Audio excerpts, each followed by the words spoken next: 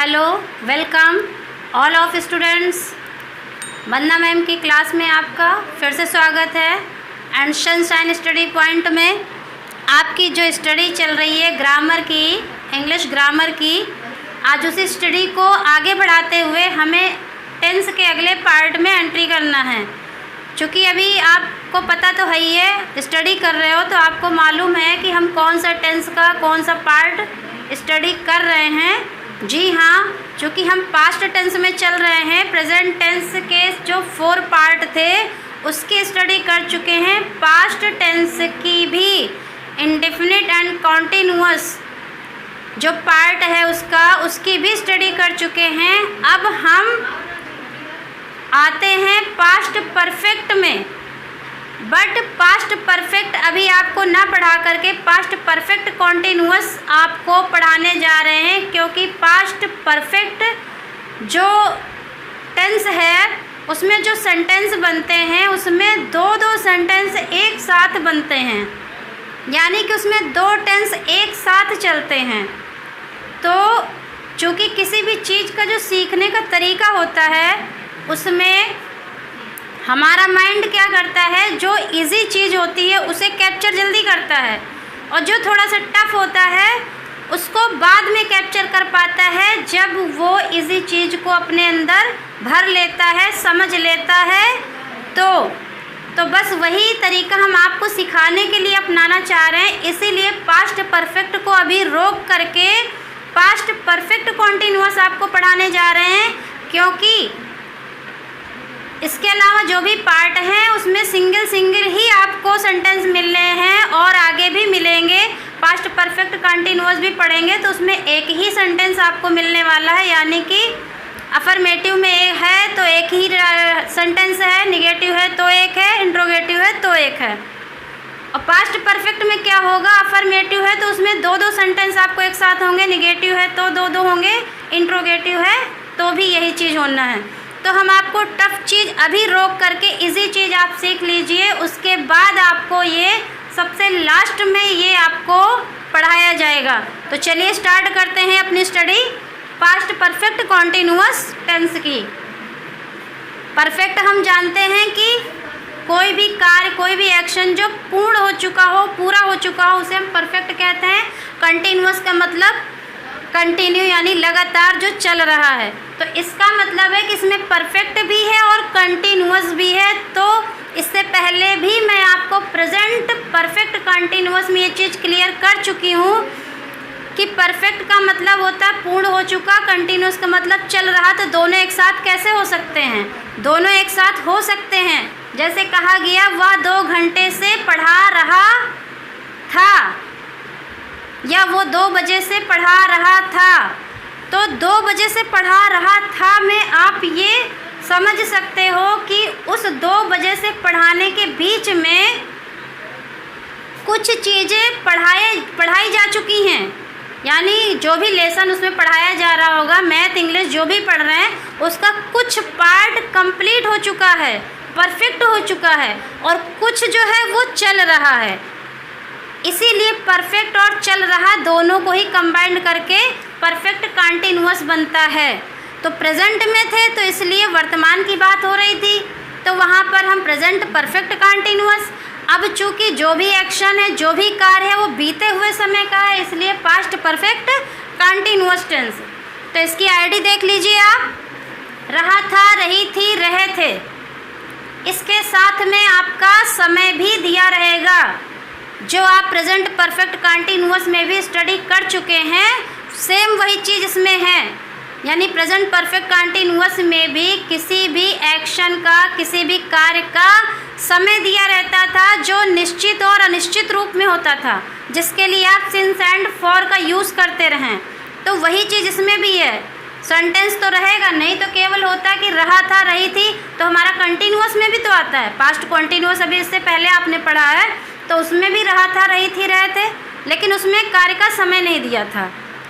यही डिफरेंट है कि पास्ट परफेक्ट कंटिन्यूअस, इससे पहले प्रेजेंट परफेक्ट कंटिन्यूअस, और इसके बाद फ्यूचर परफेक्ट कंटिन्यूअस भी जब आप पढ़ेंगे तो उसमें मेन आईडी के साथ में समय भी दिया होगा। और समय हमारा 2 तरह का, वो क्लियर करा जा चुका है इससे पहले की वीडियोस में कि हमारा समय 2 टाइप का, निश्चित एंड अनिश्चित होता है। निश्चित कौन सा, अनिश्चित कौन सा, ये आपको बताया जा चुका है। तो जो लोग अगर स्टडी कर रहे हैं बिल्कुल परफेक्टली कंटिन्यू, तो वो प्ले लिस्ट में जा कर के अगर भूल गए हैं निश्चित और अनिश्चित समय, तो प्ले लिस्ट के ज़रिए आप उसको जानकारी में ले सकते हैं। तो निश्चित समय के लिए सिंस एंड अनिश्चित समय के लिए फॉर का यूज़ किया जाता है। प्रेजेंट परफेक्ट कॉन्टिन्यूस में किया था, इसमें भी करना है। आगे फ्यूचर परफेक्ट कॉन्टिन्यूस पढ़ेंगे तो उसमें भी मिलेगा। हेल्पिंग वर्ब हमारा इसमें क्या है, हैड बीन का यूज़ सिंगुलर एंड प्लूरल दोनों के साथ, यानी कि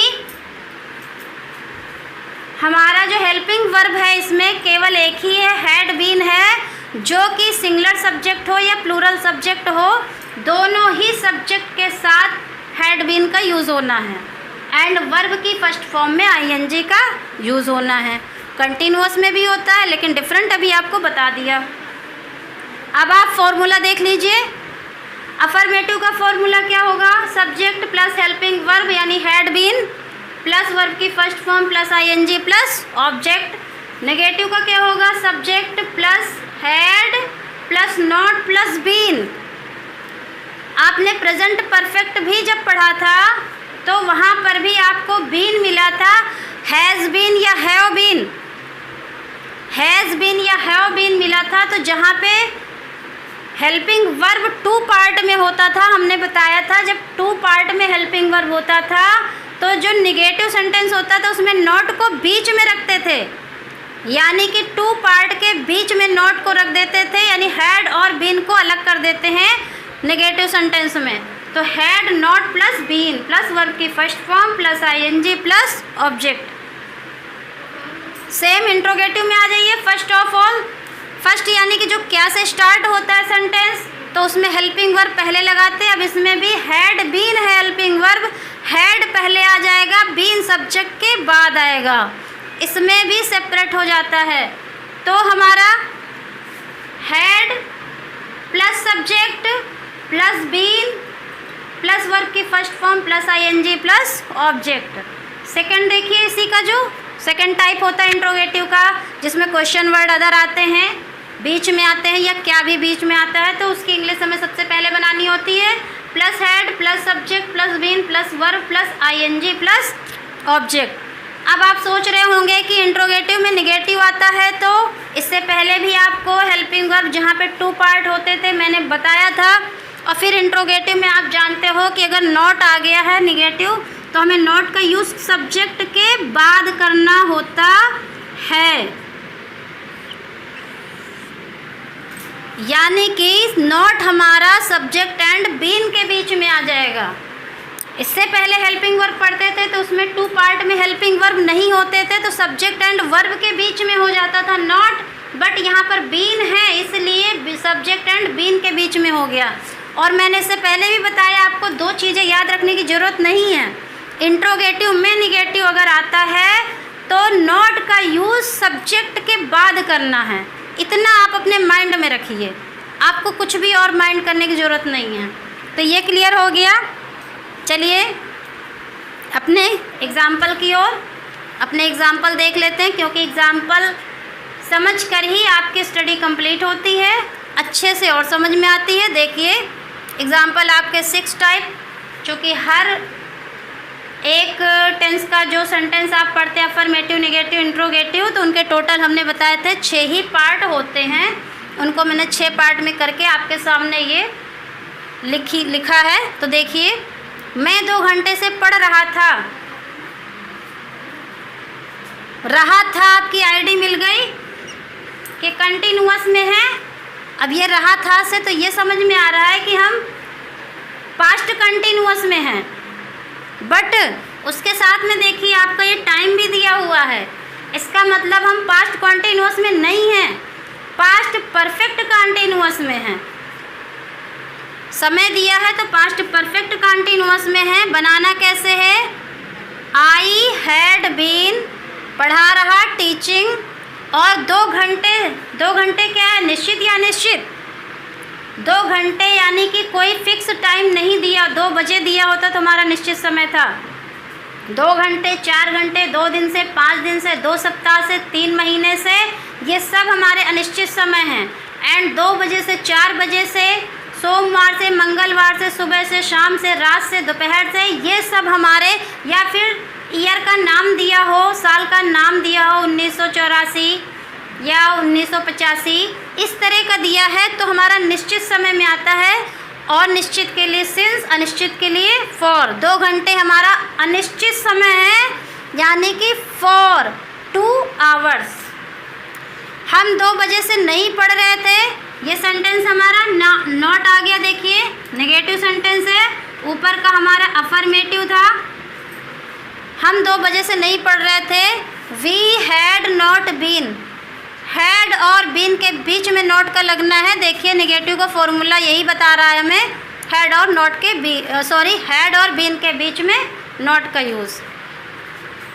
तो we had not been reading since 2 o'clock। Since क्यों लगा? क्योंकि यहाँ पर 2 बजे है, 2 बजे हमारा निश्चित समय है, इसीलिए since 2 o'clock।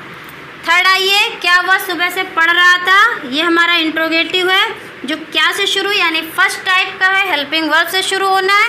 Had he subject आ गया, उसके बाद been, had he been reading since morning.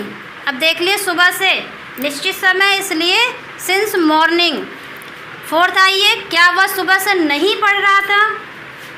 यही जो आपने ये इंट्रोगेटिव सेंटेंस अभी आपने समझा, उसी में नोट लगा के आपको बताया जा रहा है ताकि इंट्रोगेटिव में नेगेटिव अगर आ जाए तो आपको कैसे करना है। ये भी इंट्रोगेटिव ही है। हैड ही नॉट, हमने बताया अगर नेगेटिव आ जाए तो आप केवल इतना ध्यान रखिए कि सब्जेक्ट के बाद नॉट का यूज़ करना है। तो he not been reading since morning. Fifth आइए आप, ये भी इंट्रोगेटिव है क्योंकि तुम मुझे 2 दिन से क्यों बुला रहे थे।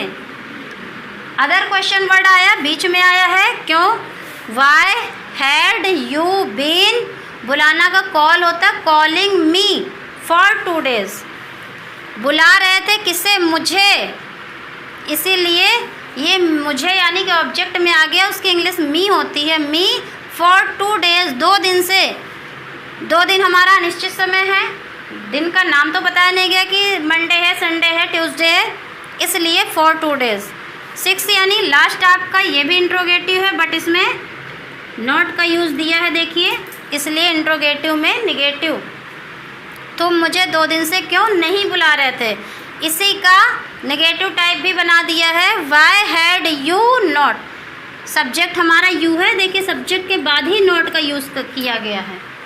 तो why had you not been calling me for 2 days। Clear हो गया आपका?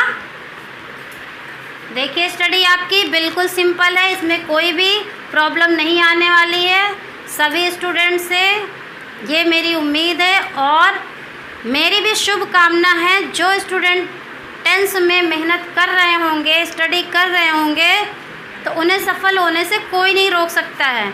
और जो नहीं कर रहे होंगे तो उन्हें खुद को सपोर्ट करना है कि मुझे करना है, क्योंकि कोई भी काम जब इंसान खुद से डिसाइड करता है तभी वो कर पाता है, बताने वाला कितना भी प्रयास कर ले। तो जो कर रहे हैं उनके लिए ऑल द बेस्ट, जो नहीं कर रहे हैं उनके लिए भी ऑल द बेस्ट कि वो आगे से स्टडी करना स्टार्ट कर दें। बहुत इजी तरीका है, कोई भी प्रॉब्लम नहीं। अगर कोई प्रॉब्लम आ रही है तो आप कमेंट बॉक्स में जाकर आप मुझे इन्फॉर्म कर सकते हैं। तो देखिए आपका हमेशा की तरह आपके 5 वर्ब दिए गए हैं। लव प्यार करना, प्रॉमिस वादा करना, पुट रखना, राइज निकलना, रिंग बजाना। Love loved loved, promise promise promise, put put put. Put के तीनों फॉर्म सेम होते हैं, राइज रोज राइजन, रिंग रैंग रंग। तो ये हो गए आपके वर्ब। जिस तरह आप टेंस पढ़ रहे हो उनके साथ आपको हर बार ये भी बताया है कि हमने जो ये 5 एग्ज़ाम्पल करवाए हैं या 6 करवाए हैं, इसके अलावा आपको 10 एक्सरसाइज अपनी प्रैक्टिस में डेली करना ही करना है। उसके साथ में ये वर्ब का रिवीजन भी करना है।